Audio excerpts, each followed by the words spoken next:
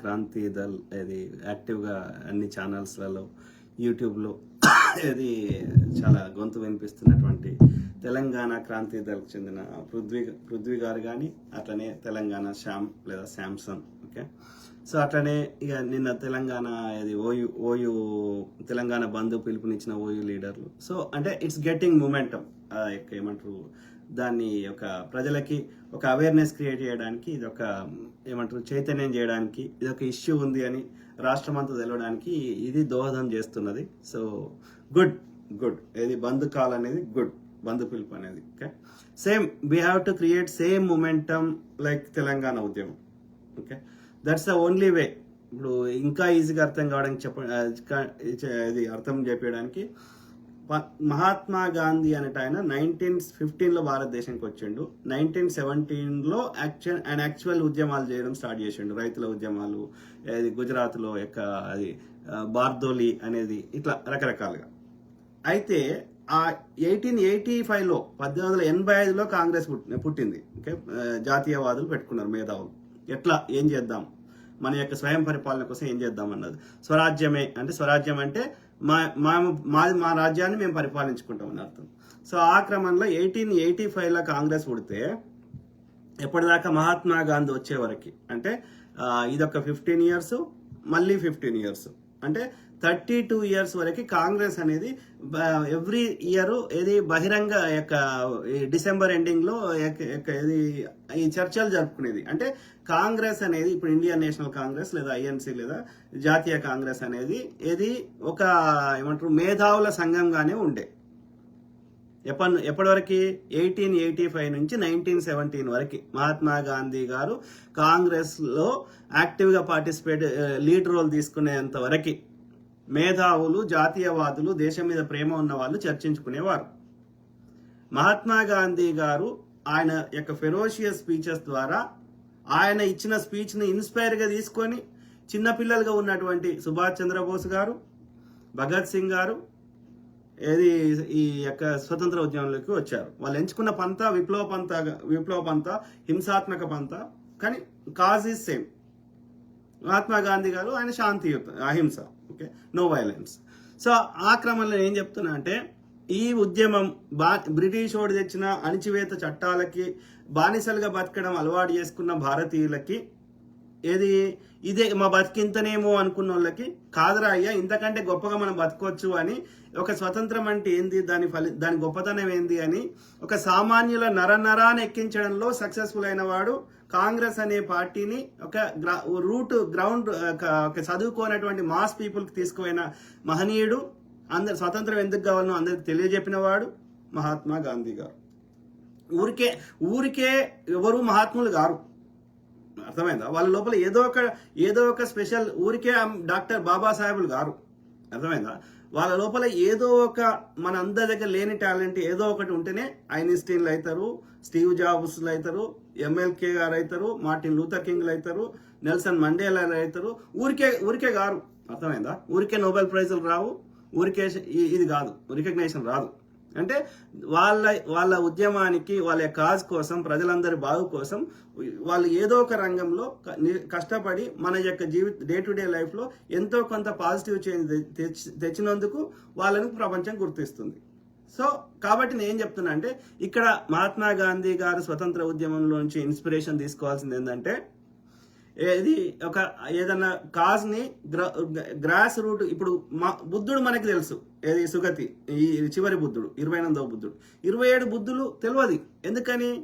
ఈ 28వ బుద్ధుడు ఇవాళ గౌతమ బుద్ధుడు అంటున్న ఆయన పేరు, యాక్చువల్ పేరు సుగతి. ఓకే, సో ఈయన యొక్క మిగతా బుద్ధులు ఏం చేశారంటే వాళ్ళ రాజ్యంలోనే ప్రచారం చేశారు, వాళ్ళ ధర్మ ప్రచారం.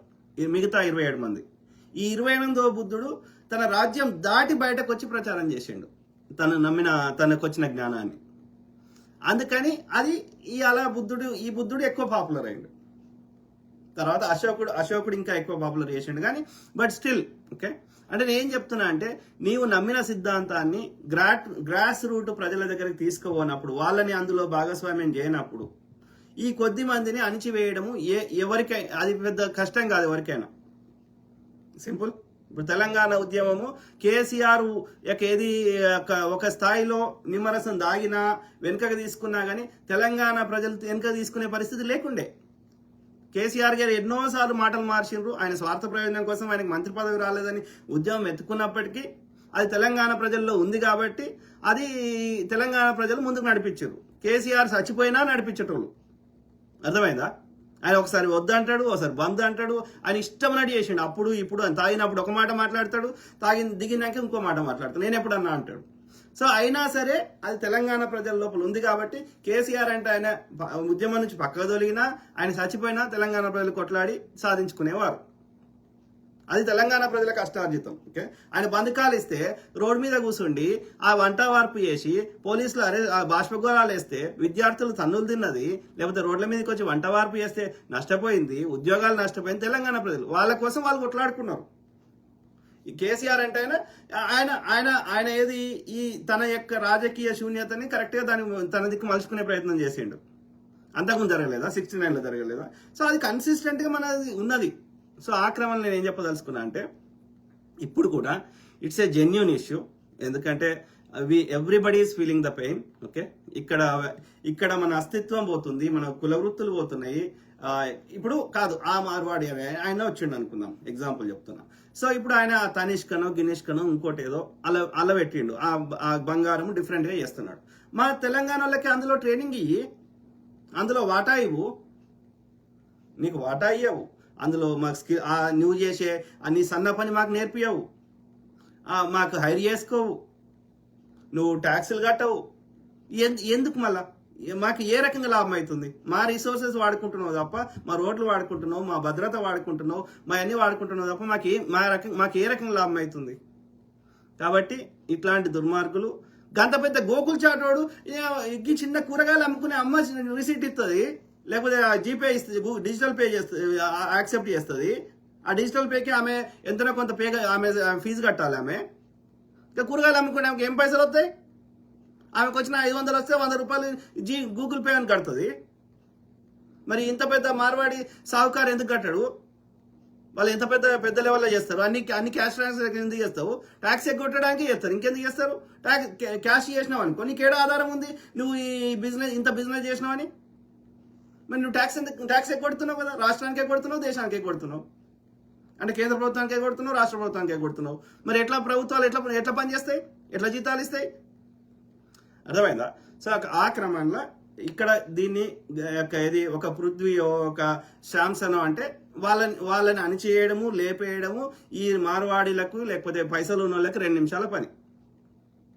సింపుల్. ఇవాళ అదేంది అక్కడ మన యొక్క ఇది ఉండే కదా మొన్న అక్కడ ఏది వాళ్ళిద్దరు న్యాయవాదులను హస్బెండ్ అండ్ వైఫ్ని ఎట్లా లేపేసారు మొన్న. ఆయన ఎక్కడ భూపాలపల్లిలో ఒక ఆయన ఎట్లా నడి రోడ్డు మీద ఎట్లా నరికారు. ఇక్కడ అన్ని భూములు మా భూములని తీసుకుపోతుర్రని ఆయన బాగా కొట్లాడితే. సో కాబట్టి ఒక వ్యక్తుల నుంచి అది ఒక ఇద్దరు వ్యక్తులు కాకుండా దాన్ని ఒక ఇంకో స్థాయికి తీసుకోవాల్సిన అవసరం ఉంది. ఒక జేఏసీకి ఏర్పడాల్సిన అవసరం ఉంది. ఈ ఎవరైతే నష్టపోతున్నారో వాళ్ళని ముందట పెట్టాల్సిన అవసరం ఉంది. కుల సంఘాలు కావచ్చు, సామాన్య ప్రజలు కావచ్చు, ఎవరైతే నష్టపోతున్నారో వాళ్ళందరినీ ఫ్రంట్లో పెట్టి వాళ్ళందరినీ ఇన్వాల్వ్ చేసి దీన్ని ఇంకో స్థాయికి తీసుకోవాల్సిన అవసరం ఉంది. అప్పుడే ఇది సక్సెస్ అవుతుంది. ఒక ఇద్దరు వ్యక్తులు ఏదో ఈ మైక్ ముందట వచ్చి అంటే సరిపోదు. ఓకే, ఆలోచించమని ఆ క్రమం నేను ఏమంటున్నా అంటే ఇది వెరీ కామన్. ఇవాళ కొత్తగా ఏం కాదు. ఏది మన యొక్క శామ్ లేదా శాంసన్. సో ఆయన శ్యామ్ని అరెస్ట్ చేసింది కానీ లేకపోతే పృథ్వీని అరెస్ట్ చేసింది కానీ ఇవాళ కొత్తగానా? తెలంగాణ ఉద్యమ సమయంలో అరెస్ట్ చేయలే? చెప్పండి. ఇది పోలీసులకు బాధ్యత. ఇలా మళ్ళీ మనమే అంటాం, రేపొద్దున అనుకోని సంఘటన జరిగిందనుకో, ఏదన్నా క్లాష్లు వచ్చి లేకపోతే భావోద్వేగంలో ఏదన్నా ఇన్సిడెంట్ అయింది అనుకోండి, ఒక 4 చచ్చిపోయారు అనుకోండి, లేకపోతే 4కి తొక్కిసలాట అయింది, ఇంకేదైనా అయింది అనుకో, మనమే అంటాం ఏం చేస్తున్నారా పోలీసు వాళ్ళు, ప్రభుత్వం ఎందుకున్నదిరా పనికిరాని ప్రభుత్వం అని మనమే తిడతాం. కాబట్టి పోలీసులు అనే వాళ్ళు ప్రభుత్వాలకు అతీతంగా ఇండిపెండెంట్ గా పనిచేయాల్సిన వ్యవస్థ. అది కూడా ఏది human rights commission, CBI, ED ఎట్లయితున్నాయో పోలీస్ వ్యవస్థ కూడా ఇండిపెండెంట్ గా పనిచేయాలి. కాకపోతే పోలీస్ అధికారులని ఆ ప్రభుత్వంలో ఉన్న వాళ్ళే మన ప్రతినిధులు ఎన్నుకుంటారు కాబట్టి కొంత ఇన్ఫ్లుయెన్స్ అయ్యే అవకాశం ఉంటుంది, కాబట్టి ఉండే అవకాశం ఉంది. But still they have to work. ఎందుకంటే పోలీసులు వాళ్ళ శాంతి భద్రతల్ని కాపాడాల్సిన బాధ్యత, ప్రజలందరూ చట్టాలని ఆ యొక్క పాటించాల్సిన విధంగా చూడాల్సిన బాధ్యత ఉంటుంది కాబట్టి వాళ్ళ పనులు వాళ్ళు చేసుకుంటారు. ఓకే, ఇందులో అరెస్ట్ అంటే తీసుకుపోయి ఆయన నేరం చేసిండని ఒక 6 నెలలు 1 year జైల్లో ఉంచరు. ఓకే, అది అట్లాంటిది కాదు. ఎవరైనా బంద్ చేస్తే కొద్దిగా ఏం చేసేటోళ్ళు ఏది అప్పుడు తెలంగాణ ఉద్యమ సమయంలో కూడా ఇట్లా అరెస్ట్ చేసేటోళ్ళు జర ఊరవతలు వదిలేసి వచ్చేటోళ్ళు. అంటే టెంపరీగా అది గొడవ కింద కావద్దని, అంతే, అంతకుమించి ఏం లేదు. ఈడ కూడా హౌస్ అరెస్ట్ అయినా ఏదైనా ఈ 100 రోజులు పెట్టారు. అట్లా ఏదో ఒక 4 గంటలు అట్లా ఏదో అట్లా ఆ టెంపరీగా అది ఎస్కలేట్ కావద్దని, ఇంకా పెద్ద లెవెల్ కావద్దని. ఇప్పుడు అమెరికాలో ఇప్పుడు భార్యాభర్తలు కొట్లాడుకున్నారు, పోలీసు వాళ్ళు వస్తారు, ఏమంటారు, కొట్టుకోలేదు నిజంగా యుద్ధం, ఓన్లీ అరుచుకున్నారు, అది ఓన్లీ అంటే కొట్టుకునే దాకా రాలేదు అనుకోండి, ఆర్గ్యుమెంట్ వరకే ఉంది అనుకో, పోలీసు వాళ్ళు కాల్ చేస్తే ఏం చేస్తారు, వస్తారు, వచ్చి ఏమంటారు, ఇద్దరు ఇట్లా ఎవరెవరు ఇలా ఇప్పుడు మీ ఎక్కడైనా వండి వేరే దగ్గరికి హోటల్ ఉంటావా, ఫ్రెండ్ దగ్గర ఉంటావా, ఏదైనా ఉండే ఒక 8 గంటలు 10 గంటలు మీరు ఒకరినొకరు దూరం ఉండండి అంటారు. తర్వాత మళ్ళీ అంటే ఆ మూమెంట్కి ఆ ఇష్యూ ఇంకా పెద్ద లెవెల్ కాకుండా నివారించడానికి, అంతే తప్ప అరెస్ట్ అంటే వీళ్ళు నేరం చేసిర్రు వీళ్ళని 6 నెలలు ఏడాది జైల్లో పెడతారని కాదు. అది వెరీ కామన్. శాంతి భద్రతలను కాపాడడానికి పోలీసులు అది ఆ ఎస్కలేట్ కాకుండా ఉండడానికి వాళ్ళకున్న ఆ యొక్క ఏమంటారు, వాళ్ళకున్న సమాచారాన్ని బట్టి, లేకపోతే ఊరికే ఎలాంటి యొక్క వార్నింగ్స్ లేకపోయినా కేవలం అది ప్రివెన్షన్ కోసమైనా ఈ కాకుండా ఉండడానికి కోసమైనా పోలీసులకి అరెస్ట్ చేసే హక్కు, లేకపోతే గృహ నిర్బంధం చేసే హక్కు, లేకపోతే ఊరవతలు వదిలేసే హక్కు సంబంధించిన చట్టం ఉంది. సో కాబట్టి అది చేయొచ్చు.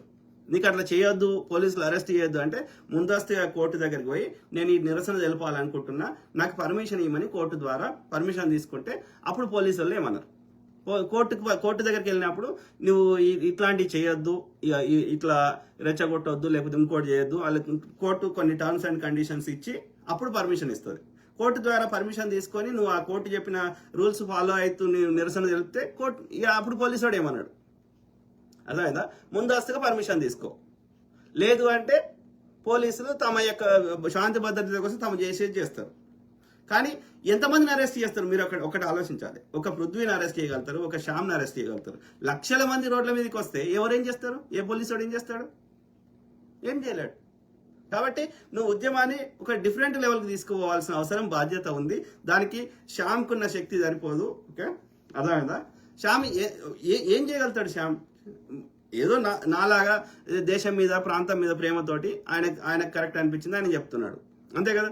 ఒక వ్యక్తి ఏం చేయగలుగుతాం, చేయలేం. ఓకే, కాబట్టి అది వ్యవస్థగా మార్చాల్సిన, ఉద్యమంగా మార్చాల్సిన అవసరం ఉంది. కాబట్టి మేధావులని, సామాజిక కార్యకర్తలని, ఈ యొక్క వ్యాపారస్తులని, మన మూలవాసులని, అందరినీ, కుల సంఘాల వాళ్ళని అందరిని ఇన్వాల్వ్ చేసినప్పుడు వాళ్ళందరి తరఫున ఒక్కొక్కరి యొక్క సామాజిక సమూహం గ్రూప్ తరఫున వాళ్ళ యొక్క ప్రతినిధులను అందరినీ కలిసి జేఏసీకి ఏర్పడి ఒక ఐక్య కార్యాచరణ కింద తెలంగాణ బచావో, లేకపోతే తెలంగాణ వ్యాపార మూలవాసుల వ్యాపారాలను బచావో, శూద్రుల వ్యాపారాలను బచావో అన్నటువంటి తెలంగాణ వ్యాపారాలను బచావో, ఓకే అనేటువంటి ఒక జేఏసీగా ఏర్పడి యాక్షన్ ప్లాన్ తోటి వస్తే ఇది ఒక తెలంగాణ ప్రభుత్వం Telangana businesses fair act, okay, తెలంగాణలో వ్యాపారం చేయాలంటే ఎవడైనా ఎక్కడైనా ఉండొచ్చు, అది భారత రాజ్యాంగం ఇచ్చిన ఫండమెంటల్ రైట్, ప్రాథమిక హక్కు. కాబట్టి అది భారతదేశం అనేది ఒక దేశంగా మనం పరిగణించి ఒక యూనియన్ గా కన్సిడర్ చేసినాం. కాబట్టి మనం ఫిజికల్ గా ఎవరిని పొమ్మనే హక్కు మనకు లేదు, మనం పొమ్మంటలేము.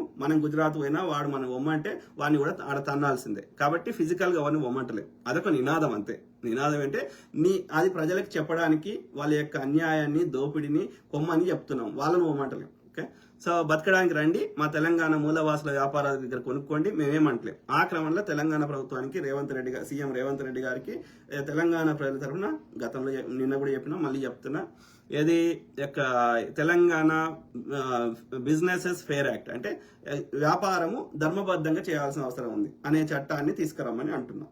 అందులో ఈ టర్మ్స్ అండ్ కండిషన్స్ మనకి ఏమేమి ఉన్నాయి, కంపల్సరీగా రిసీట్ ఇవ్వాలి, కంపల్సరీగా డిజిటల్ పేమెంట్ ఉండాలి, అట్లనే నకిలీ సామాన్లు అమ్మకూడదు, ఇట్లా మనం నిన్న మాట్లాడుకున్నాం కదా.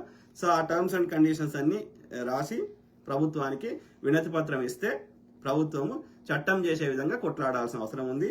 అందుకు చట్టం చేయకపోతే చట్టం చేసే విధంగా రోడ్ల మీదకి రావాల్సిందే, ధర్నాలు చేయాల్సిందే, నిరసన తెలపాల్సిందే, వంట వార్పు చేయాల్సిందే, నిరసనలో అనేక రకాలుగా వినూత్నంగా మనం అర్ధనగ్న ప్రదర్శనలు చేయాల్సిందే, ఇది మనకి ఆ చట్టం చేసేదాకా. అర్థమైందా? ఇక అప్పుడు మన తెలంగాణ వ్యాపారులకు ఆర్థికంగా సాయం చేసి మార్వాడి షాపులో వచ్చే రేటుకి మనం కూడా ఇచ్చి అదే అంతకంటే బెస్ట్ క్వాలిటీ సో చేసినాక తెలంగాణ ప్రజలు ఎవరి దగ్గర కొంటారు? మన దగ్గరనే కొంటారు. సింపుల్. అప్పుడు ఏమవుతుంది? వాడికి ఇక్కడ బతుకు తెరువు లేకపోతే మనం పొమ్మనాల్సిన అవసరం లే.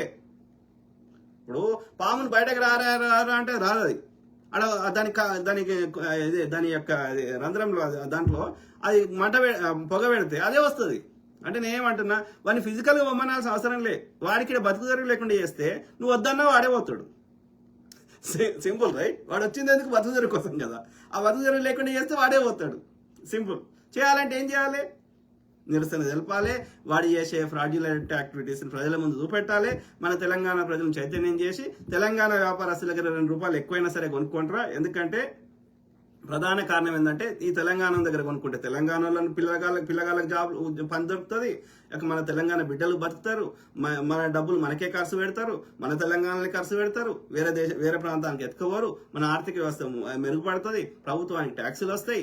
అన్ని రకాల లాభం అవుతుంది. కాబట్టి ₹2 ఎక్కువైనా సరే మన తెలంగాణ దగ్గరనే కొనుక్కోమని ఊర్లోకి కూడా ఆ చదువుకొని అవ్వకు కూడా అర్థమయ్యేటట్టు చెప్పాల్సిన బాధ్యత ఈ ఎవరైతే ఇది న్యాయమని ఈ నిరసన తెలిపే వాళ్ళకి ఉండాలి. అంటే ఉద్యమాన్ని ఇంకో గ్రామీణ స్థాయికి తీసుకుపోవాల్సిన అవసరం ఉంది.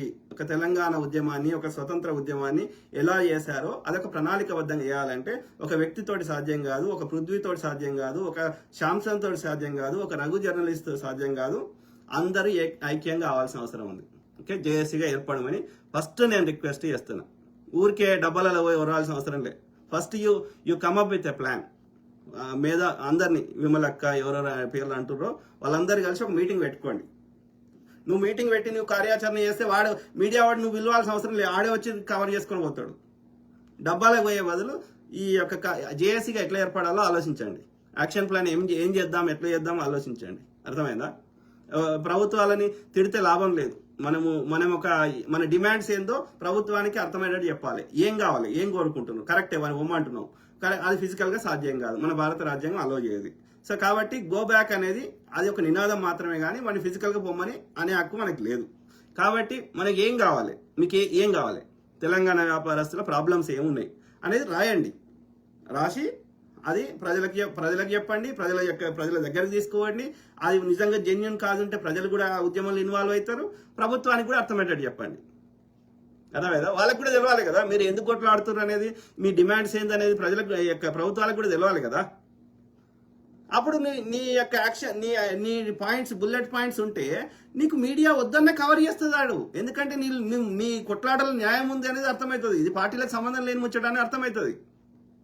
దాన్ని అది పోలీసులు చూసుకుంటారు. అది ఆ యొక్క మోండా మార్కెట్ ఇంకోటో ఒక ఫిజికల్గా ఒకటి కొట్టుకున్నదో తిట్టుకున్నదో అయితే అది వాళ్ళు చూసుకుంటారు. అది మన ఉద్యమం కాదు కదా.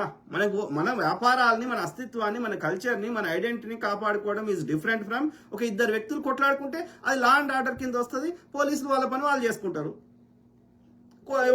ఒకవేళ పోలీసు వాడు కరెక్ట్గా తన విధిని నిర్వహించకపోతే కోర్టులు ఉన్నాయి కదా. సో కాబట్టి అది ఇద్దరు వ్యక్తుల మధ్య విషయానికి మనకు సంబంధం లేదు. We're fighting for a bigger cause. Okay, ఆలోచించమని ప్రాధాన్యపడుతున్నా. దీన్ని ఇంకో స్థాయికి తీసుకోవాల్సిన అవసరం ఉంది. ఈ అరెస్టులు అనేది వెరీ కామన్. అది దాంతో ఊరు లేవది, పీరు లేవది. దాని గురించి కాదు. మన focus should not be deviated. అది నా మెయిన్ ఇంటెన్షన్. అది ఓకే, అర్థమైందా? సో ఆ క్రమంలో నేను ఏమంటున్నా అంటే, ఈ నిరసన తెలిపే క్రమంలో ఎవరన్నా ఇప్పుడు మీకు ఎవరైతే ఆ మార్వాడోడు ఏది సెకండ్ గ్రేడ్ మాల అమ్ముతున్నాడు, మంచి క్వాలిటీ అని చెప్పి సెకండ్ మాల అమ్ముతున్నాడు. ఓకే, లేకపోతే సెకండ్ మాల్ కూడా అమ్ముతున్నాడు. బెస్ట్ క్వాలిటీ అమ్ముతున్నాడు, లో క్వాలిటీ అమ్ముతున్నాడు. ఈ రెండు ఎవరితోటనే కొనిపించండి ఒక కస్టమర్ ద్వారా. కొనిపించి ఇది ప్రజల ముందు పెట్టండి. ఇక ఈ ప్రోడక్ట్ ఇట్లుంటుంది, మా దగ్గర ఇంత రేట్ ఉంది, ఇక వీడు ఈ ప్రోడక్ట్ తెచ్చి అంటే నువ్వు చెప్తున్న దానికి ఒక ఎవిడెన్స్ చూపెట్టండి. మార్వాడోళ్ళు చేసే దొంగ వ్యాపారాలకి, లేకపోతే ఆ గోకుల్ చాట్ మొన్న పోయిండు ఆయన, ఇక్కడ రిసీట్ ఇస్తలేరు అనేది చూపెట్టడంతో పాటు నేనేమంటున్నా, ఆ గోకుల్ చాట్ అనే షాప్ ముందుకు పోయి గొడవ చేయండి. ఏమని, నువ్వు మాకు కంపల్సరీ రిసీట్ ఇవ్వాలి, అట్లనే నువ్వు కంపల్సరీగా డిజిటల్ పేమెంట్ పెట్టాలి, జీపే ఇవన్నీ పెట్టాలి అని గోకుల్ చాట్ ముందు పోయి ఇప్పుడు ఉన్న నిరసనకారులు వాళ్ళ షాపుల ముందు పోయి, మార్వాడి షాపుల ముందు పోయి గొడవ చేయండి. ఆ స్వీట్ షాప్ అని ముందట, వీళ్ళందరి ముందట. అప్పుడు అప్పుడు చక్కగా అవుతారు కదా, వాడిని దుకాణానికి ఓడు కదా. ఆడ వాళ్ళ షాప్లలో పోయే కస్టమర్లకు చెప్పండి ఏమని, మీరు రిసీట్ ఉంటేనే మీకు డిజిటల్ పేమెంట్ చేస్తేనే మీరు వాళ్ళ దగ్గర కొనుక్కోండి, లేకపోతే కొనకవా. ఒక తెలంగాణలో షాప్ ఉంది, గడ కొనుక్కోపో అని ప్రతి మార్వాడ షాప్ దగ్గర పోయి చెప్పండి. అక్కడ నిలవండి. అది నిరసన, అది ఎడ్యుకేషన్.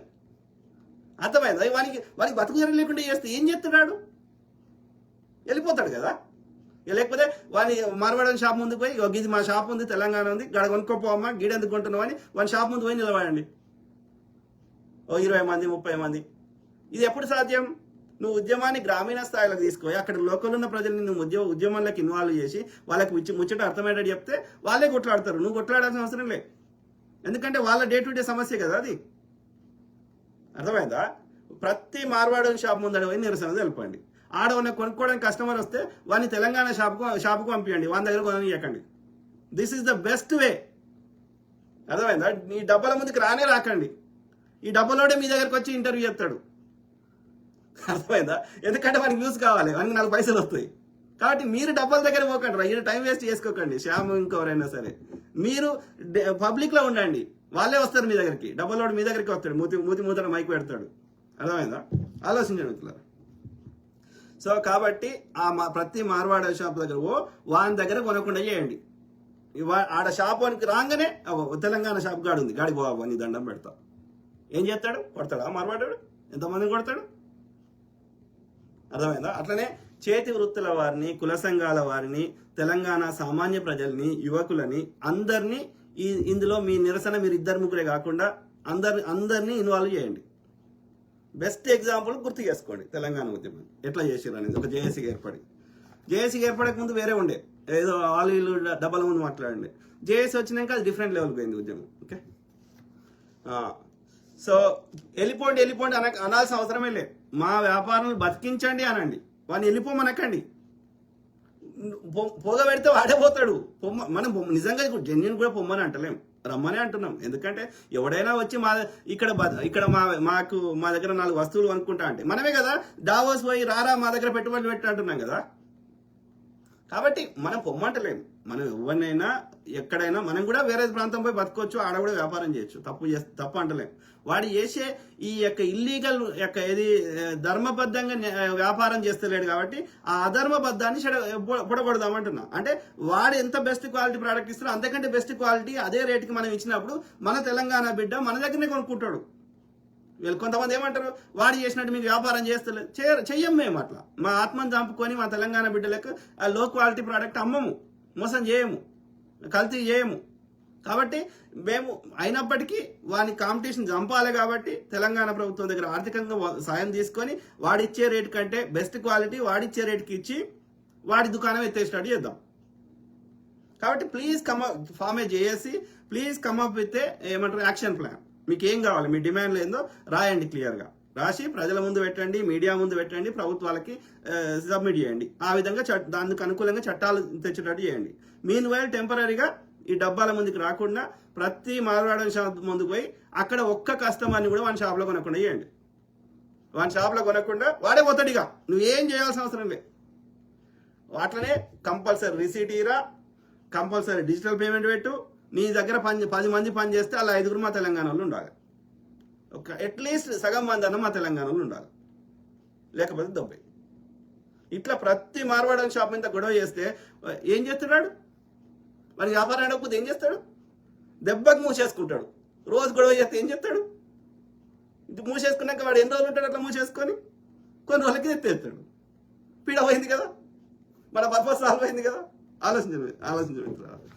సో కాబట్టి చేతి వృత్తుల వారిని అందరినీ ఇన్వాల్వ్ చేయమని, ప్రజల్ని, సామాన్యులని, యువకులని అందరినీ ఇన్వాల్వ్ చేయమని కోరుతున్నాం. ఓకే, ఇది నేను మెయిన్గా చెప్పదలుచుకుంది. అది మిగతా అన్ని గతంలో 5-6 లైవ్లలో చెప్పిన. సో మీ కామెంట్ చూద్దాం, తెలుగుతారు.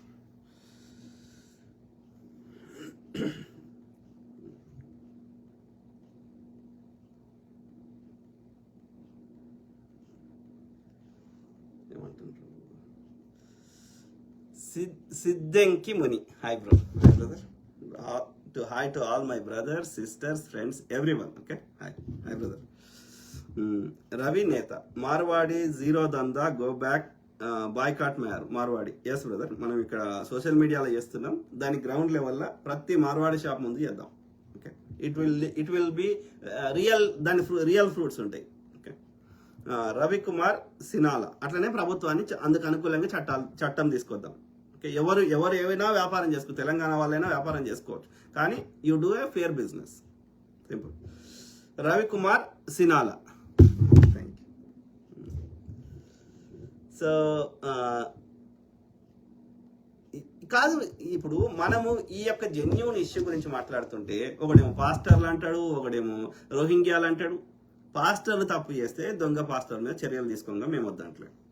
రోహింగ్యాలు ఎవరున్నారో ఎక్కడున్నారో వాళ్ళని చూపెట్టు, వాళ్ళ ఐడెంటిటీ చూపెట్టు, వాళ్ళు ఎంతమంది ఉన్నారో చూపెట్టు, ప్రజల ముందు పెట్టు, వాళ్ళని ఒక మానవీయ కోణంలో ఆలోచించి, అంతర్జాతీయ మానవీయ చట్టాలు ఆలోచించి, ఆ ప్రకారం వాళ్ళని ఏం చేద్దాము, ఏడికి పంపిద్దామో ఆలోచించి పంపిద్దాం. ఎక్కడికంటే అక్కడికి పంపిద్దాం.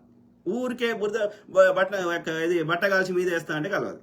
వాళ్ళు ఏడున్నారు, ఎక్కడ దాక్కున్నారు, ఏ కలుగులు ఉన్నారు, వాళ్ళు ఎట్లుంటారు మాకు కూడా చూపెట్టండి. మాకు కూడా తెలియదు కదా, చూపెట్టండి. వాళ్ళు నిజంగా జెన్యున్ గా మీరు చెప్పింది కరెక్ట్ అయితే పంపిద్దాం.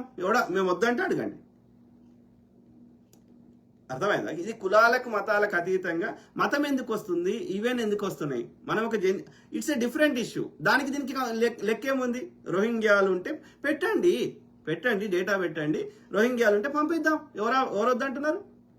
పాస్టర్లు తప్పు చేస్తే వాళ్ళ మీద శిక్షలు ఏమని వద్దంటున్నామా? చర్చాదాయ శాఖ పెట్టరా అని ఎన్నిసార్లు డిమాండ్ చేసినాం? దొంగ పాస్టర్ల మీద చర్యలు తీసుకోమని ఎన్నిసార్లు డిమాండ్ చేసినాం? Two different issue is different issue. ఆ ఇష్యూని ఈ ఇష్యూని కలపొద్దు. మార్వాడి అంటే వాడు బీసీ అంటాడు, బీసీ ఉద్యమం అంటాడు. మార్వాడి అంటే ఇంకోటి అంటాడు. ఇది ఇట్స్ ఎ డిఫరెంట్ ఇష్యూ. దానికి ఎందుకు కలుపుతావు? నీకు నిజంగా రోహింగ్యాలను ఎల్లగొట్టేది ఉంటే రోహింగ్యాల కోసం ఒక ఉద్యమం చేయి. ఎవడాపుతున్నాం? మేము వద్దంటున్నామా? దానికి కూడా మద్దతు ఇస్తాం. కానీ దీన్ని ఎందుకు కలుపుతున్నావు? అంటే నీకు అది నీకు చేసేది, నీకు నిజంగా జెన్యున్ డేటా లేదు. ఈ డిమాండ్ చంపడానికి నువ్వు ఏదో ఒకటి ఏది డిస్ట్రాక్ట్ చేసే ప్రయత్నం చేస్తున్నావు. ఎట్లా కలుస్తుంది? తెలంగాణ ప్రజలందరూ జెన్యున్ గా వాళ్ళ నొప్పి వాళ్ళు గలమెత్తుతుంటే దానికి దీనికి ఎందుకు లింక్ పెడుతున్నావు? అంటే నీకు చిత్తశుద్ధి లేదు. నువ్వు రోహింగ్యాలని ప్రూవ్ చేసే శక్తి నీ దగ్గర లేదు, వాళ్ళని ఎల్లగొట్టే శక్తి నీ దగ్గర లేదు. ఈ దొంగల్ని ఎల్లగొడదామంటే దీనికి సహకరించే శక్తి నీకు లేదు. అంటే ఏంది? నువ్వు ఎందుకు పనికిరాని సన్నాసి దద్దమ్మ పోయి. యూ డోంట్ వాంట్ ఎనీ ఒక్క ఇష్యూలో కూడా సొల్యూషన్ వద్దు నీకు. అట్లా కలుస్తుంది? No. If you really want to fight for Rohingyas, take it as another moment. ఎవరు వద్దంటలేరు దాన్ని. ఎవరైతే అంటున్నారో వాళ్ళు దాని అనగానే వాళ్ళు మార్వాడీలు హిందువులు అంటారు. మరి ఈడున్నోడోడు ముస్లింలా? ఇలా ఉద్యమం చేస్తున్న వాళ్ళందరూ ముస్లింలా? పృథ్వీ ముస్లిమా? రోహింగ్యానా పృథ్వీ? ఓయూ లీడర్లు రోహింగ్యాలా? శ్రీకాంత్ రెడ్డి రోహింగ్యానా? శాంసన్ రోహింగ్యానా? శ్యామ్ అనటైనా ఇలా శాంసన్ అంటున్నావు కదా, ఈ శాంసన్ అంటే ఇలా ఫస్ట్ టైం కొట్లాడుతుండా? తెలంగాణ శ్యామ్ అని గత ప్రతి ఇష్యూ మీద ఇది ఎక్కువ పాపులర్ అయింది. కానీ ఆయన ఇప్పుడు నేను 10 ఏళ్ళ నుంచి ముచ్చట చెప్తున్నా. అట్లనే ఇప్పుడు శ్యామ్ కూడా నాకు గుర్తున్న కాడికి తెలంగాణ ఉద్యమం నుంచి ఆయన మాట్లాడుతూనే ఉన్నాడు. వీళ్ళందరూ తెలంగాణ ఉద్యమంలో యాక్టివ్గా పార్టిసిపేషన్ చేసిన వాళ్ళు, క్రాంతి కానీ శ్యామ్ కానీ. సో వీళ్ళు దెబ్బలు తిన్న వాళ్ళు, లేకపోతే జైలుకు పోయిన వాళ్ళు.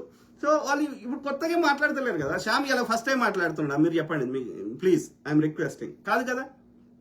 సో ఆయన గతంలో అంత పాపులర్ కాలేదు, ఆయన ఇంకా యంగ్స్టర్ ఉండే. ఈ ఇష్యూ అట్లా ట్రిగ్గర్ అయింది, అది పాపులర్ అయింది. కానీ బట్ ఆయన ఇప్పుడు కొత్తగా కొట్లాడతలేడు. అంతకుముందు కూడా చాలా మందికి తెలుసు శ్యామ్. సో కాబట్టి ఆయన యొక్క చిత్తశుద్ధిని శంకించాల్సిన అవసరం లేదు. ఓకే, ఎవరు ప్రశ్నిస్తే వాళ్ళ మీద బురదలాడాల్సిన అవసరం లేదు. మీకు నిజంగా రోహింగ్యాల గురించి కొట్లాడంటే కొట్లాడండి, మేము వద్దంటే అడగండి. తెలంగాణ శ్యామ్ పగడిపల్లి, నా అక్రమ అరెస్ట్ని ఖండించిన ప్రతి ఒక్కరికి పేరు పేరున ఉద్యమాభివందనం తెలియజేస్తున్నాను. అదే brother, I understand you feel pain, but you will become hero. Okay, future జనరేషన్లో ఈ యొక్క రేపొద్దున ప్రభుత్వం ఎలాంటి చర్యలు తీసుకున్నా, అందుకు సంబంధించిన చట్టాలు తెచ్చినా, లేకపోతే మార్వాడి ఉద్యమం గురించి ఎవరైనా గుర్తు చేసుకుంటే నీ పేరే ఫస్ట్ వస్తుంది. Telangana Shyam. So you should feel proud. అర్థమైందా? మహాత్మా గాంధీని 9 ఏళ్ళు జైల్లో పెట్టిండ్రు, లేకపోతే నెహ్రూ గారిని 9 ఏళ్ళు జైల్లో పెట్టిండ్రు అని గుర్తు చేసుకుంటారు కదా. అట్లా మార్వాడి ఉద్యమం రిలేటెడ్ ఎక్కడ తెలంగాణలో ఎక్కడ ఫ్యూచర్లో భావి తరాల్లో ఒక 100 ఏళ్ల తర్వాత కూడా చర్చకు వస్తే ఫస్ట్ అందులో తెలంగాణ నువ్వు చచ్చిపోయినా కూడా నీ పేరు నిన్ను గుర్తు చేసుకుంటారు తెలంగాణ ప్రజలు. సో కాబట్టి you should feel proud Shyam, you should feel proud. Okay, అర్థమైందా? అది కామన్. ఇప్పుడు నేను ఇండియాలో ఉన్నా, నేను ఇట్లా నోరు తెరిస్తే నన్ను కూడా అరెస్ట్ చేసేవాళ్ళు. అది పెద్ద నా దృష్టిలో అరెస్ట్ అనేది చాలా చిన్న విషయం. ఓకే, మన కాజ్ అంతకంటే పెద్దది. ఓకే, ఎడికి తీసుకోవతారు, వాడు ఎన్ని రోజులు పెడతాడు, ఆడ తీసుకోవద్దు, మళ్ళీ ఆడే తిండి పెట్టాలి మనకి. కాబట్టి ఇవన్నీ చాలా simple. Okay, so Prem Raj, శాంతి భద్రతను కాపాడడం కోసం మార్వాడీలను అరెస్ట్ చేయరా, తెలంగాణ వారిని అరెస్ట్ చేస్తారా? ప్రేమ్ రాజ్, అదే బ్రదర్, మార్వాడీలు ఏం తప్పు చేసిర్రో అని అడుగుతున్నారు. చట్ట ప్రకారం ఎక్కడ తప్పు చేసిర్రో, వాళ్ళు ఏం చేసిర్రో, ఒక నకిలీ ప్రోడక్ట్ అమ్ముతుంటే ఆ ఎవిడెన్స్ తీసుకొని పెట్టండి, కన్స్యూమర్ కోర్టులో వేయండి, లేదా పోలీస్ కంప్లైంట్ చేయండి. ఆ చట్టం ఏం చెప్తుందో, ఈ నేరానికి అరెస్ట్ చేయాలన్నా లేదా, అన్ని నేరాలకి అరెస్ట్ చేయరు. కోర్టు తీర్పిస్తుంది, దానికి ఫైన్లు వేస్తుంది, దానికి లెక్క ఉంటుంది. సాధారణంగా అరెస్ట్ దేనికి చేస్తారంటే రెండింటికి చేస్తారు. ఒకటి, ఏది ఎవరైనా చంపుతుంటే పొడుస్తుంటే అది ఆ మూమెంట్కి, లేకపోతే అది అంటే ఫిజికల్గా అది ఏమంటారు, దాడులు జరిగే అవకాశం ఉంది, యుద్ధం జరిగే అవకాశం, హింస జరిగే అవకాశం ఉంది అన్నప్పుడు అరెస్టులు జరుగుతాయి. ఓకే, టు ప్రివెంట్ ఏది ఆ యొక్క హింసని ఆపడానికి. లేదంటే ఎవరైనా పొడిచినవో చంపినవో అయితే అరెస్టులు జరుగుతుంది. ఎందుకంటే ఇట్లాంటి నేర ప్రవృత్తి వాడు బయట ఉంటే ఇంకెంతమందిని ఓడిస్తాడో అని, కాబట్టి లేకపోతే ఇంకెంతమందిని కొడుతుండో అని. సో అంటే ఏమంటున్నా, హింస రిలేటెడ్ అది జరుగుతుందని ముందస్తుకు కానీ జరిగిన తర్వాత కానీ హింస ఇంకా జరగకుండా ఉండడానికి చేసేదే అరెస్ట్ జరుగుతుంది, హింస రిలేటెడ్, దాని క్రైమ్ అంటారు. ఈ క్రైమ్ కాకుండా ఇంకేం క్రైమ్ ఉంటుంది? ఫైనాన్షియల్ క్రైమ్ ఉంటుంది. ఇప్పుడు రామలింగరాజు, ఓకే, ఇంకో ఆయన, ఓకే, మనీ లాండరింగ్ ఇంకోటి.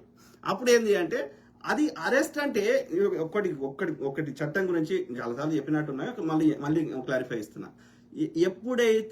ఎప్పుడు అరెస్ట్ చేస్తే దోషిగా అనుకోకూడదు. నేను ఈ విషయం లేదు, ఇది అంటే ఉట్టి నిరసన, ఇది దీనికి సంబంధం లేదు, ఇది ప్రివెన్షన్ ఉట్టిదే, కానీ దీని గురించి కాదు నేను చెప్తుంది, నేరాల గురించి చెప్తున్నా. అది అరెస్ట్ చేసినంత మాత్రాన ఆ వ్యక్తి నేరం చేసినట్టు కాదు. జడ్జి అనేట ఆయన రెండు పక్షాల వాదనలు, అంటే నేరం చేసిన దగ్గర ప్రాసిక్యూటర్ అంటే పోలీసులు వాళ్ళు ఒక సైడ్ ఉంటే, ఈ నేరం చేసినవు అని ఆరోపించబడిన వ్యక్తి వీళ్ళిద్దరి మధ్యలో, లేదు ఒక సివిల్ ఇద్దరు వ్యక్తుల మధ్యలో అయితే అది వేరే. ఓకే, ఏదైనా ఆ ఇరుపక్షాల వాదనలు విన్నాక అన్ని ఆధారాలు సేకరించిన తర్వాత జడ్జి కానీ జ్యూరీ కానీ తీర్పు ఇస్తే, అది వర్డిక్ట్ వస్తే, అప్పుడు కన్విక్ట్ అయితే అప్పుడు నేరం చేసినట్టు లెక్క. దానికి కూడా నీకు న్యాయం జరగలేదు అనిపిస్తే పై కోర్టుకి అప్పీల్ చేసుకోవచ్చు. డిస్ట్రిక్ట్ కోర్టు ఉంటే హైకోర్టుకి, హైకోర్టు కోర్టులో నీకు న్యాయం దొరకకపోతే సుప్రీంకోర్టుకి, ఇక సుప్రీంకోర్టులో కూడా నీకు దొరకకపోతే వాళ్ళు కూడా ఫైనల్గా నువ్వు నేరం చేసినావంటే you have to take the punishment. అంటే ఏమంటున్నా, నీకు ఇన్ని వ్యవస్థలు, ఈ యొక్క వాదనలు ఇవన్నీ అయిపోయి సుప్రీంకోర్టు దాకా కూడా నీకు ఫైనల్ కన్విక్షన్, నువ్వు నేరం చేసినావని ఒక తీర్పు ఇచ్చేంత వరకు నువ్వు నేరస్తుడి కాదు. నీకు ఆ 10 ఏళ్ళు జైల్లో పెట్టినా నువ్వు నేరస్తుడి కాదు. సాధారణంగా చిన్న వాటికి పెట్టరు, ముందస్తుగా బెయిల్ ఇస్తారు, లేకపోతే తర్వాత అయినా బెయిల్ ఇస్తారు. ఓకే, మెజారిటీ వాటికి ముందస్తుగా బెయిల్ ఇస్తారు. కొన్నిటికి ఏంటంటే ఒక రోజు అయినా, ఒక గంట అయినా లోపల ఉండాలని కొన్ని స్ట్రిక్ట్గా చట్టాలు తెచ్చుకున్నాం. ఇప్పుడు SC ST అట్రాసిటీ చట్టము, మహిళలకి అదేంది 425 ఏదో ఉంటుంది గృహహింస, సో ఆ చట్టము, అట్లాంటి వాటికి ఏంటంటే గంట సేపు అయినా నువ్వు జైలు ఉండాలి అనేది, ఎందుకంటే దాని నొప్పి నీకు తెలవాలని జర స్ట్రిక్ట్గా పెట్టిర్రు దానికి. సో ఏది ఏమైనా, ఎలాంటి కేసు అయినా 99% నేరం ఆరోపించబడిన ప్రతి నేరంకి సంబంధించిన వాటిలలో నీకు బెయిల్ దొరుకుతుంది. కొన్ని ప్రత్యేక సందర్భాల్లో బెయిల్ ఇవ్వరు. ఎందుకంటే నువ్వు అనేక సార్లు నేరం చేస్తున్నావు, లేకపోతే అదే నేరాన్ని రిపీట్ చేస్తున్నావు, మోర్ దాన్ వన్స్, అంటే రిపీటెడ్ చేస్తున్నావు అంటే వీడికి నేర ప్రవృత్తి ఉంది, వీడిని బయటనే వదిలేస్తే వీడు మళ్ళీ నేరం చేసే అవకాశం ఉంది అనిపిస్తే అప్పుడు వాడిని బెయిల్ ఇవ్వరు, నాన్ బెయిలబుల్. ఓకే, అది కాకుండా పెద్ద నేరం చేస్తే, అంటే ఇప్పుడు ఏమైనా చంపినావు, వీడు బయట ఉంటే ఇంకెంతమంది చంపుతాడు, కాబట్టి బెయిల్ ఇవ్వరు. ఓకే, అర్థమైందా? అట్లనే ఆర్థిక నేరాలు చేసినప్పుడు ఏమవుతుంది అంటే, పెద్ద ఆర్థిక నేరాలు చేస్తే వీడు బయట ఉంటే ఆ సాక్ష్యాలు, ఆధారాలు తారుమారు చేస్తాడు, కాబట్టి బెయిల్ ఇవ్వరు. ఏది తీర్పు వచ్చేంతవరకు. నువ్వు నిర్దోషని తీర్పు వస్తే అప్పుడు వదిలేస్తారు, లేకపోతే ఆ తీర్పు వచ్చేదాకా రిమాండ్లో పెడతారు. ఇక్కడ ఇంకోటి, remand is different from actual jail. Actual jail అంటేనేమో అది కంప్లీట్ డిఫరెంట్ ఉంటుంది ఆ యొక్క దానికి, ఎందుకంటే లాంగ్ టర్మ్ ఉంటారు కాబట్టి వాళ్ళకి ఒక మానవీయ కోణంలో వాళ్ళకి ఏ టైంకి తిండి పెట్టాలి, ఏ టైంలో ఏ పని చేయించాలి, వాళ్ళకి ఒక డిసిప్లిన్ లైఫ్ ఉంటుంది, ఓకే, మోర్ రిలాక్స్డ్ లైఫ్ ఉంటుంది. ఈ టెంపరీగా పెట్టేది ఏంటంటే రిమాండ్లో పెడతారు, అది జైలు కాదు అది, ఓకే, ఉట్టిగా నిర్బంధిస్తున్నట్టు అది నీకు టెంపరీగా, ఓకే. సో కాబట్టి ఇవన్నీ ఈ యొక్క చట్టం గురించి అవగాహన తెచ్చుకోవాల్సిన అవసరం ఉంది, ఓకే, సింపుల్. సో కాబట్టి నేను ఏమంటున్నా, ప్రేమ్ రాజ్ బ్రదర్, ఈ శాంతి భద్రత మార్వాడిని అరెస్ట్ గురించి మాట్లాడుతున్నారు మీరు. శ్యామ్ అరెస్ట్ అనేది, శ్యామ్ కానీ పృథ్వీ కానీ, అది నా దృష్టిలో అరెస్ట్ కాదు, ఇది కొత్తగా కాదు. మీరు ఒకసారి తెలంగాణ ఉద్యమాన్ని గుర్తు చేసుకోండి, లేకపోతే స్వతంత్ర ఉద్యమం అంటే బ్రిటిష్ వాడికి వంద లెక్క వేరే వంద వద్దు కానీ. సో తెలంగాణ ఉద్యమం గుర్తు చేసుకోండి. ఇది ఆంధ్రప్రదేశ్ చెందిన పాలకులు అయినప్పటికీ, రాయలసీమ కానీ ఆంధ్రాకు చెందిన వాళ్ళు పరిపాలించినప్పటికీ, సో మనకి ఉద్యమం చేస్తే అరెస్టులు చేసి ఊరవతలు వదిలేసి రాకపోదు, లేకపోతే పొద్దుగాల తీసుకొని సాయంత్రం వదిలేకపోదు, ఆ ట్రాక్టర్లో ఎక్కించుకొని వేయకపోదురు, టీవీలలో రాకపో. సో కాబట్టి ఇది అరెస్ట్ కాదు, దిస్ ఇస్ నాట్, ఇది కేవలం ఒక ఏమంటారు శాంతి భద్రతను కాపాడంలో ఒక భాగం అంతే, దాన్ని అరెస్ట్ అనకూడదు, ఓకే. ఇక మార్వాడీల గురించి చెప్తున్నారు. మార్వాడి వాడు వ్యాపారం చేసుకోవడం నేరం కాదు చట్ట ప్రకారం, కాబట్టి వాడిని ఏ చట్టం మీద అరెస్ట్ చేయమంటారు? ఎస్, ఆ కొట్టినోని కేసులో ఏదైతే ఉందో అది ఏముందో, వీడు కాంప్రమైజ్ అయిందా, నాకు ఏం కాలేదని ఆయన అంటున్నాడు ఆ బాధితుడు. దానికి సంబంధించి పోలీస్ కంప్లైంట్ చేశారు, ఎస్సీ ఎస్టీ అట్లా చట్టం చేశారు. దాంట్లో అది కోర్టులో విచారణకు వచ్చినప్పుడు జడ్జి తీర్పిస్తే, అతను నేరం చేసిండని జడ్జి తీర్పిస్తే తప్పకుండా వాళ్ళు పోలీసులు వాళ్ళ జడ్జి చెప్పిన తీర్పుని పాటించాలి, అరెస్ట్ చేయాల్సి వస్తే చేస్తారు. అది కాకుండా ఇది 99% ఆఫ్ ద కేసులలో బెయిల్ దొరుకుతుంది, అర్థమైందా? కాబట్టి నేనేమంటున్నా, ఇప్పుడు వాడు నకిలీ సామాన్లు అమ్ముతున్నాడు, పట్టుకోర్రి వాని ఆధారం పట్టుకోరి, వాని షాప్ పట్టుకోరి, పోలీస్ కంప్లైంట్ ఇయ్యి. అప్పుడు వాడికి నచ్చకపోయినా పోలీసు వాడు చర్యలు తీసుకోవాల్సి వస్తుంది, తీసుకోకపోతే పోలీసు అని కూడా మనం పొట్టు తిడదాం. అంటే నేను ఏమంటున్నా, వాడు తప్పు చేసిండు అని ప్రజల ముందు, కోర్టు ముందు, లేకపోతే పోలీసుల ముందు పోలీస్ కంప్లైంట్ చేయండి, వాడి నేరం దొరకబట్టి. వాడు చట్ట ప్రకారం నేరం చేస్తలేడు, ఇది దోపిడీ చేస్తున్నాడు కానీ చట్ట ప్రకారం నేరం చేస్తలేడు వాడు, అర్థమైందా? ఇప్పుడు క్యాష్ ట్రాన్సాక్షన్ చేస్తున్నాడు వాడు, అది తప్ప నేరం అంటే కాదు, ఎందుకంటే క్యాష్ కూడా తీసుకునే ఫెసిలిటీ ఉంది కాబట్టి. కానీ దట్ డస్ నాట్ మీన్ నువ్వు డిజిటల్ పేమెంట్ చేయకూడదా, పెట్టొద్దా? పెట్టాలి, ఐడియల్గా పెట్టాలి. దానికి చట్టం ఉందో లేదో నాకు తెలియదు, కంపల్సరీ డిజిటల్ పేమెంట్ పెట్టాలనే చట్టం ఉందో లేదో నాకు తెలియదు, లేదు కావచ్చు. సో లేనప్పుడు వాడేం చేస్తాడు, అది నేరం ఎట్లయితుంది? కాదు కదా. కాబట్టి ప్రజలను ఎడ్యుకేట్ చేయాలి. అట్లాంటి చట్టాలు లేకపోతే ఈ మార్వాడీలు చేసే ఈ ఫాల్తు దందాకి సంబంధించిన చట్టాలకి అట్లాంటి స్ట్రిక్ట్ చట్టాలు లేకపోతే, వాడు ఫస్ట్ నేరం నిరూపించి ఉన్న చట్టాలలో ఏమైనా తప్పు చేసినట్టు అనిపిస్తే వాడి మీద కంప్లైంట్ చేయండి, పోలీస్ స్టేషన్లో కానీ ఇంకెక్కడ కానీ. దాంట్లో 99% అది బెయిల్ దొరుకుతుంది, ఎందుకంటే వాడిని సంపలేదు పొడవలేదు కాబట్టి, పెద్ద ఆర్థిక నేరం కాదు కాబట్టి, లక్షల కోట్లు వేల కోట్లది కాదు కాబట్టి, ఓకే. కాబట్టి కోర్టు తీర్పిచ్చినప్పుడు వాడిని ఫైన్ వేస్తారు, లేకపోతే వానికి 6 నెలల్లో ఏడాదో జైలు అంటారో, ఏదో దానికి ఆ చట్టం ఏముందో అది చేస్తారు, ఓకే. అది కాకుండా ఇప్పుడున్న చట్టాలు వాడు చేస్తున్న నేరాలకి మనకి ఏదైతే తప్పు అనిపిస్తుందో దానికి సంబంధించినవి ఇప్పుడున్న చట్టాలలో అది నేరం లెక్క లేకపోతే కొత్త చట్టాలు తెమ్మని నేను అదే నిన్న చెప్పిన ఇవాళ చెప్తున్నా. అదే బిజినెసెస్ యాక్ట్ ఏంటి, అందులో మనకి డిమాండ్స్ ఏందో అవన్నీ రాయండి, ఒక జేఏసీకి ఏర్పడండి, ఒక దాన్ని డిఫరెంట్ స్థాయికి తీసుకోండి. డబ్బల ముందుకు వచ్చే బదులు యాక్షన్ ప్లాన్, జేఏసీగా యాక్షన్ ప్లాన్ తో రండి. ఈ డబ్బలలో మనం చేసే యాక్టివిటీకి ఈ డబ్బలలో మన దగ్గరికి వస్తారు, మనం మన దగ్గర పోవాల్సిన అవసరమే లేదు. సో వెంకటరాజు గోకరాజు ఏమంటున్నారు సార్, ఒక పక్క నీ కాంగ్రెస్ పార్టీ, రెండో పక్క మార్వాడి ఉద్యమం, నీ ఫ్యూచర్ అర్థం కాదు. నాకేం ఫ్యూచర్ ఉంది బ్రదర్? నేను ఫస్ట్ నుంచి చెప్పిన నాకేం ఫ్యూచర్ ఉంది, నాకు ఎందుకు ఫ్యూచర్ కావాలి? నా వ్యక్తిగతంగా నాకు ఏదైనా పదవి కావాలన్నప్పుడు, డబ్బులు కావాలన్నప్పుడు, ఇంకోటి కావాలన్నప్పుడు నువ్వు చెప్పింది కరెక్ట్, అర్థమైందా? నేను ఒక తెలంగాణ ముద్దు బిడ్డగా, ఓకే, నా తెలంగాణ మీద ప్రేమతోటి నా కొడుకుని బిడ్డని అమెరికాకు ఇంకో దేశంకో పంపిస్తా అనకుండా నా దేశాన్ని, నా ప్రాంతాన్ని ఆ దేశం లెక్క చేసుకుంటా అనేదే నాకు కావాలి, అంతే. నాకు నా సెల్ఫ్ అజెండా, నా బొంద నాకు ఏం లేదు. ఏముంటుంది రాయ్యా, నాకు 2 కొడుకులు, నా ఏజ్ 47, వాళ్ళు పెరుగుతున్నారు, వాళ్ళు ఒక లైఫ్లో వాళ్ళు సెట్ అయిపోతే అయిపోయింది. నాకు ఏమున్నది? నాకు ఈ ఏజ్లో నాకు సోకులు ఇంకోటి కావాలని ఏం లేదు. నా ప్రాంతం బాగుపడాలి తప్ప, నా పిల్లలు మంచి ఒక మీనింగ్ఫుల్గా సెటిల్ కావాలి, వాళ్ళు ఒక రెస్పాన్సిబుల్ సిటిజన్స్ కావాలి అని వాళ్ళు పెరుగుతున్నారు, వాళ్ళు చదువుకుంటున్నారు, వాళ్ళ పనులు వాళ్ళు చేసుకుంటున్నారు. నేను నా సమాజానికి ఏమైనా మంచి చేద్దాము, లేకపోతే ఒక వాయిస్ ఇద్దాము, వాళ్ళకు ముచ్చట అర్థమయ్యేటట్టు చెప్పుదాము, వాళ్ళని చైతన్యం చేద్దాము. నేను వ్యక్తిని ఎల్లకాలం ఉండను, ఎల్లకాలం నేను కొట్లాడే శక్తి ఉండదు, కానీ నాలాగా కొట్లాడే వాళ్ళని లక్షల మంది గొంతులను తయారు చేద్దాము అని నేను నా ప్రాంతం మీద ప్రేమతోటి నేను ఒక ఏమంటారు కంటిన్యూస్గా నాకు కరెక్ట్ అనిపించింది చెప్తున్నా. ఇలా నాకేం కావాలి? ఎప్పుడైనా అడిగినా? ఎవరైనా అడిగినా? పైసలు అడిగినా? లేకపోతే రేవంత్ రెడ్డి గారు నాకు ఈ పదవి అని ఎప్పుడైనా అడిగినా? అరే కాంగ్రెస్ ఓనికి సపోర్ట్ చేయడానికి ఏకైక కారణం అందరి దొంగలలో వాడు తక్కువ దొంగ అని, అంతే. కాంగ్రెస్ వాడు పర్ఫెక్ట్ అని ఎప్పుడు చెప్పలే, అర్థమైందా? ఇవాళ దేశంలో ఏమైనా కట్టిర్రా అంటే ఆడు కట్టినరా అయ్యా, అది తెలంగాణలో అయినా భారతదేశంలో అయినా వాడు మనం కట్టిన 100 రూపాయల ట్యాక్స్ కడితే తక్కువ ఒక 70 రూపాయలన్నా మనకే ఖర్చు పెట్టిండు. ఏమైనా ఇవాళ వాడు కట్టిన బడి అయినా, గుడి అయినా, నాగార్జున సాగర్ అయినా, బిహెచ్ఎల్ అయినా, ఇంకోటి అయినా మనం ఇవాళ తిండి తింటున్నాము, 5 ఏళ్ళు నోట్లకు పోతున్నాయి. తెలంగాణ ఇప్పుడు కాంగ్రెస్ వాడు ఇవ్వకపోతే ఇప్పుడు కేసీఆర్ గారు ఇంకా 100 ఏళ్ళు కొట్లాడినా వచ్చేది కాదు. కాబట్టి అలా వాడు ఇది అందరి లోపల తక్కువ మంచివాడు ఉన్నాడు కాబట్టి వాడిని సపోర్ట్ చేస్తున్నాం. ఇప్పుడు తమిళనాడులో కాంగ్రెస్ లేదు, అలా వచ్చే అవకాశం లేదు, అక్కడ డిఎంకే ఉన్నది. మన సిద్ధాంతానికి, మన ఐడియాలజీకి, మన లెఫ్ట్ ఐడియాలజీకి, అందరి బాగు గురించి ఆలోచించేటోళ్ళకి, ఈ పెట్టుబడిదారి వ్యవస్థ కాకుండా, దోపిడీ వ్యవస్థ కాకుండా, ఈ రైట్ భావజాలం కాకుండా ఉన్న ప్రతి పార్టీకి సపోర్ట్ చేస్తా. తమిళనాడులో డిఎంకే ఆల్టర్నేటివ్ ఉంది, డిఎంకేకి సపోర్ట్ చేస్తాం. అక్కడ తృణమూల్ కాంగ్రెస్ ఉంది, వెస్ట్ బెంగాల్ సపోర్ట్ చేస్తాం. కొన్ని కేరళలో కమ్యూనిస్ట్ పార్టీ ఉంది, సపోర్ట్ చేస్తాం. ఎవడైతే మెజారిటీ ప్రజల కోసం, అణగారిన వర్గాల కోసం, వాళ్ళ బాగు కోసం తక్కువ మేము కట్టిన 100 రూపాయల ట్యాక్స్లో 50 రూపాయలను మాకు ఖర్చు పెట్టే ప్రతి పార్టీకి సపోర్ట్ చేస్తాం. కేసీఆర్ గారికి ఎందుకు సపోర్ట్ చేస్తలేం? మోడీ గారు తెచ్చిన ప్రతి బిల్లుకి ఆయన సపోర్ట్ చేశాడు. ఈయన దోసుకున్న దాంట్లోకెళ్ళి వాటాలు మూటాలు ప్రత్యేక విమానాలు పోయి తీసుకుపోయి ఇచ్చేసిండు. మనకి ఈ 70 ఏళ్ళలో మనకు అయినటువంటి అప్పు 76,000 కోట్లు అయితే కేసీఆర్ గారు 7 లక్షల కోట్ల అప్పు చేసి పోయిండు. ఎట్లా సపోర్ట్ చేస్తాం?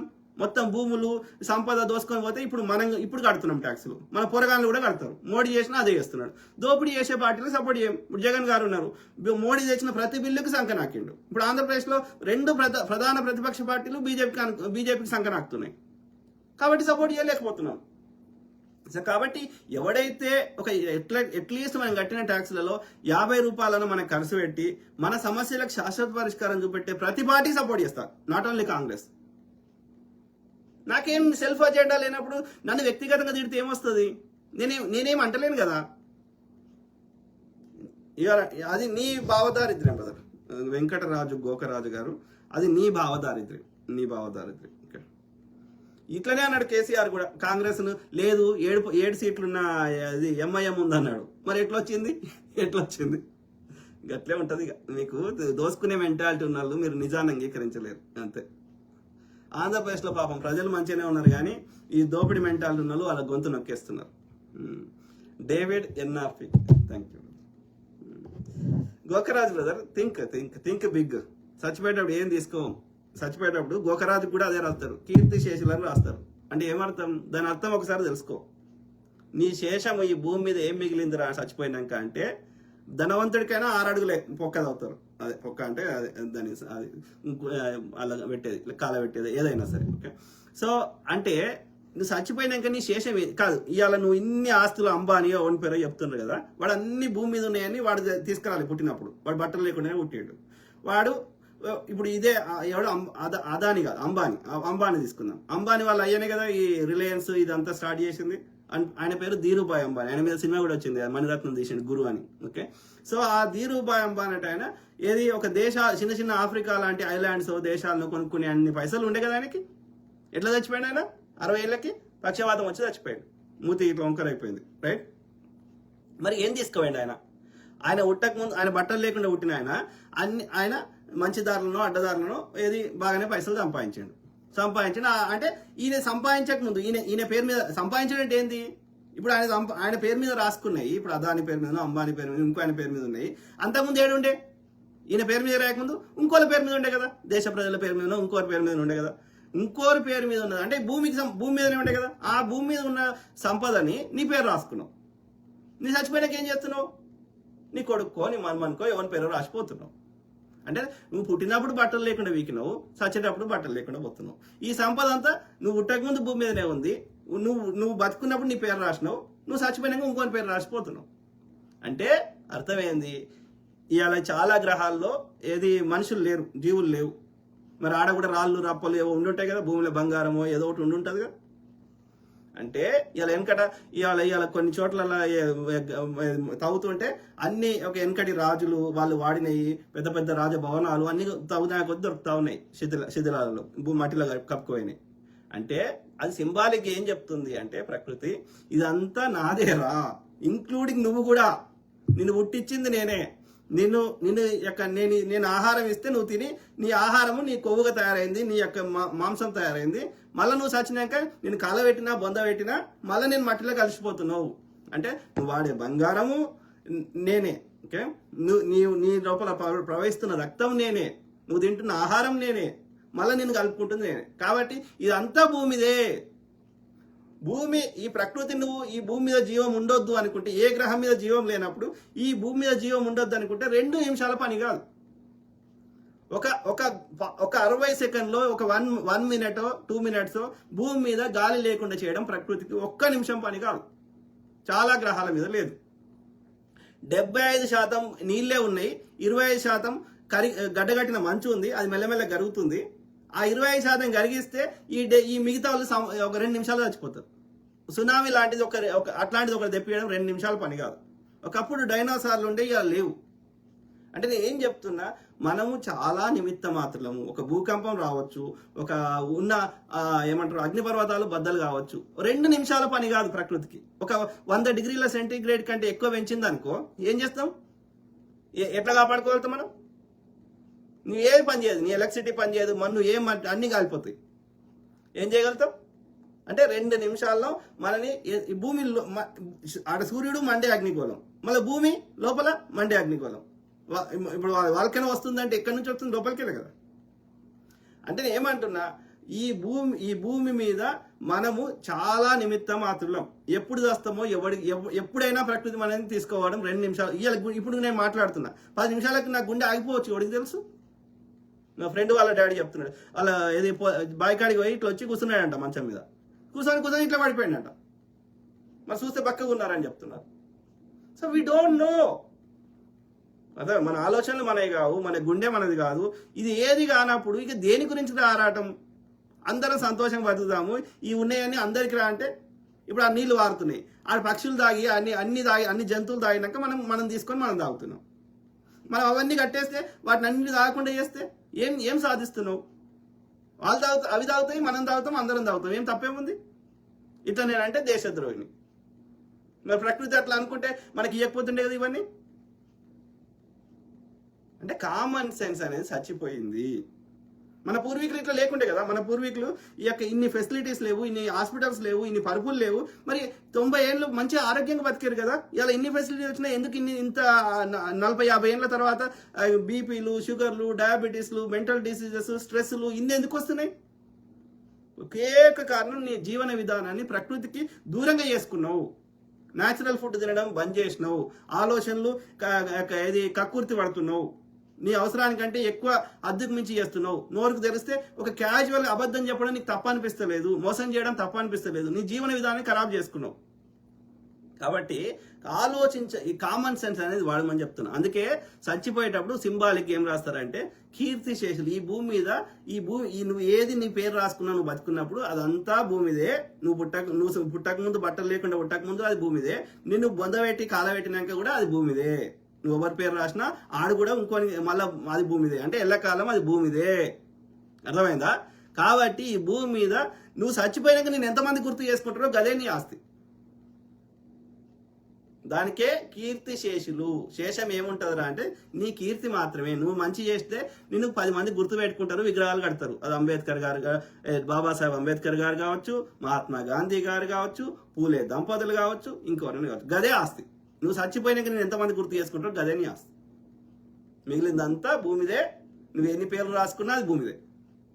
నేను చెప్పిన తప్ప అయితే అదాని చచ్చిపోడేమో నాకు రాసియండి, మోడీ చచ్చిపోడేమో నాకు రాసియండి, సావర్కర్ చచ్చిపోలేదేమో నాకు రాసియండి, అంబానీ చచ్చిపోడేమో నాకు రాసియండి. సింపుల్.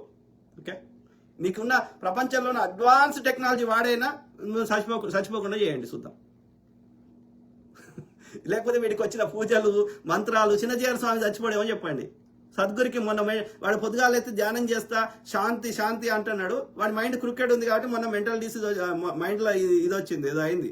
అయితే వాడు చచ్చిపోయేటాడు బతికిట్టు. ఆడు ఎయిమ్స్లో పోయి ఈ ట్రీట్మెంట్ ఇప్పించుకున్నాడు ఢిల్లీకి పోయి. మళ్ళీ ధ్యానం చేయమని చెప్పలే, లేకపోతే మంత్రం చేయమని చెప్పలే. ప్రకృతి నువ్వు చెప్తే ఎందుకు తింటుందిరా అయ్యా? నువ్వు నేను చెప్తే భూమి తిరుగుతుందా? వద్దంటే ఆగుతుందా? ఈడో బాపనోడు చెప్తే ఆలోచించండి. సో కాబట్టి నేను ఒక బిగ్గర్ కాజ్ గురించి మనందరి